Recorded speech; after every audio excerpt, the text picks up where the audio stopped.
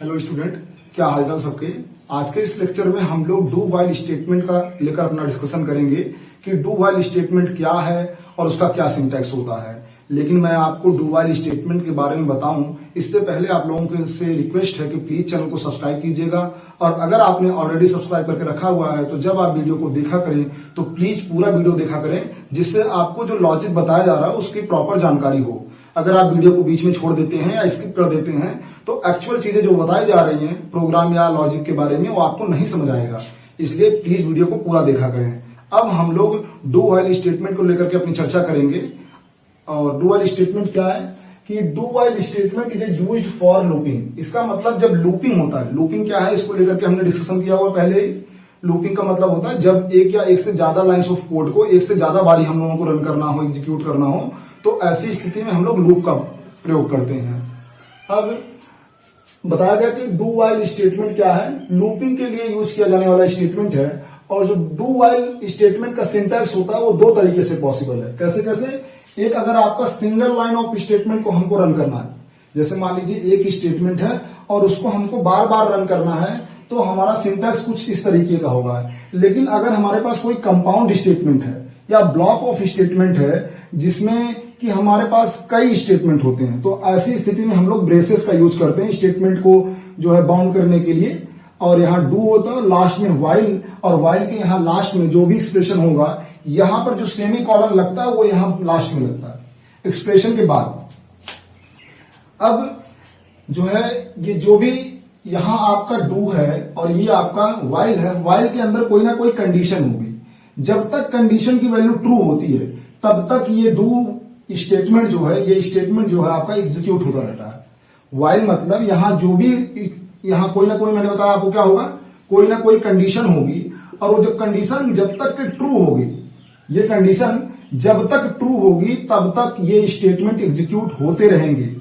लेकिन एक बात बहुत ध्यान देने की लायक है कि अगर ये एक्सप्रेशन जो है, यहां पर जो कंडीशन होता है, अगर वो कंडीशन ट्रू नहीं भी है, बहुत ध्यान से बात सुनिएगा, ये बहुत इंपॉर्टेंट बात है कि अगर ये कंडीशन ट्रू नहीं भी है तब भी एटलीस्ट एक बार तो स्टेटमेंट एग्जीक्यूट होंगे ही होंगे। क्यों? क्योंकि जब हमारा डू व्हाइल स्टेटमेंट स्टार्ट होता है तो यहां उसको स्टार्टिंग में किसी प्रकार का कंडीशन नहीं मिलता, स्टार्टिंग में कोई कंडीशन नहीं मिलती है। जैसे मान लीजिए डू व्हाइल स्टेटमेंट स्टार्ट हुआ तो डू जैसे ही स्टार्ट होगा तो ये जो स्टेटमेंट है, ये ब्लॉक जो है एक्सप्रेशन से पहले पड़ जाता है। ये जो पूरा डू का स्टेटमेंट वाला ब्लॉक है, ये ब्लॉक जो है एक्सप्रेशन से पहले ही है। तो कंडीशन की चेकिंग हो या ना हो, कंडीशन ट्रू मिले या ना मिले, उससे पहले एटलीस्ट एक बार तो ये स्टेटमेंट एग्जीक्यूट होंगे ही होंगे। जैसे मैं आपको समझाता हूं एक प्रोग्राम के जरिए, छोटे से प्रोग्राम के जरिए। जैसे मान लीजिए आप लेते हैं हैज इंक्लूड stdio.h,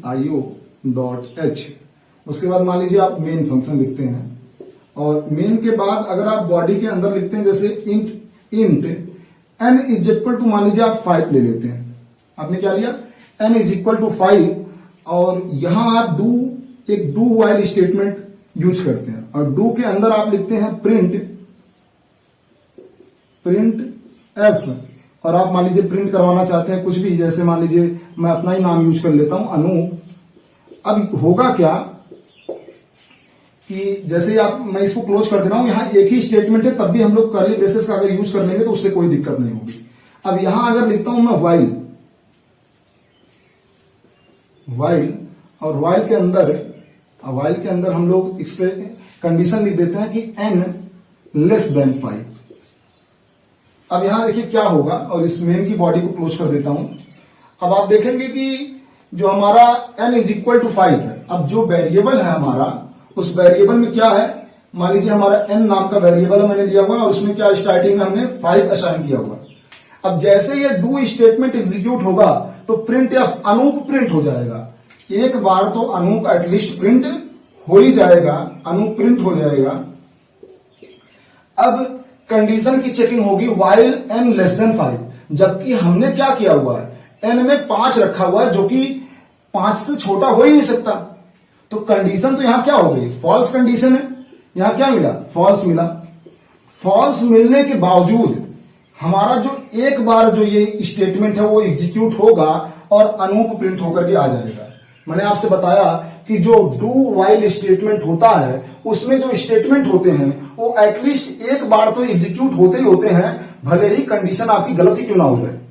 आप इस प्रोग्राम को रन करके देखिएगा कभी भी, जैसे कि आप यहां पर कंडीशन मान लीजिए n इज इक्वल टू 5 लेते हैं और आप डू वाइल स्टेटमेंट का यूज करके कोई भी मैसेज प्रिंट कराते हैं। मैंने यहां अपना नाम प्रिंट कराया है, आप यहां कोई भी मैसेज दे सकते हैं, वो प्रिंट हो जाएगा। और वाइल के अंदर यहां n इज इक्वल टू 5 लिया, आप यहां n is equal to less than 5 ले लीजिए, तब भी आपका अनूप प्रिंट होकर के आएगा, जबकि क्या है कंडीशन गलत है। ऐसा वाइल लूप में नहीं होगा। वाइल लूप में वाइल यहां रहता है और कंडीशन यहां, और जैसे ही उसको n लेस देन 5 मिलेगा तो अनूप प्रिंट होगा ही नहीं। अब इसी को हम लिख करके देखते हैं। मान लीजिए यही इतना जो ब्लॉक है आपका, इसको हम अगर रिप्लेस कर दें वाइल लूप से, आप देखिएगा तो डू की जगह हम लोग क्या लिखेंगे वाइल, और वाइल में कंडीशन तुरंत दी जाती है, तो यहां कंडीशन क्या होगी n लेस देन 5।